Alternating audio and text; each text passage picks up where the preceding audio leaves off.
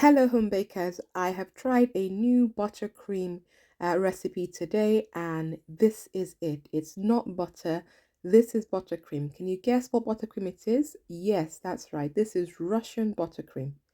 It's so simple to make, and it literally needs only two ingredients: condensed milk and unsalted butter.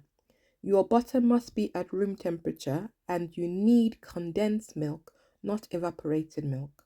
So the first step is you're going to whisk your butter until it's nice, soft and fluffy and more white than yellow. This step is crucial, so don't skip it and don't be in a rush. Be patient. It will take you anything between 5 to 10 minutes for your butter to be ready. So you can see that the butter is now a bit more fluffy than what we started off with, but it's not quite ready. This is only about halfway done. By the time your butter is ready, it will not look yellow like this. It will look just like this. Can you see? This is your butter that has been nicely whipped. Nice volume. Butter is now ready. Next, you're going to slowly pour the condensed milk into the mixture while your mixer is on low speed.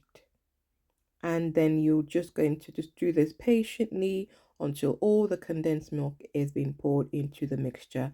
And then you whip it up until it's nicely combined, and voila, look at that buttercream. Beautiful, silky, smooth, soft, literally two ingredients. I didn't even have to add vanilla because it's already sweet enough. And it goes very well on your cake. You can use it for your regular cake decorating. It's pipeable, it's delicious. So I hope that you will try this one day and you will not be disappointed. Now, this buttercream is best used on the day or maximum by the next day. And if you're going to store it in the fridge because it contains milk. Thank you for watching. Don't forget to subscribe.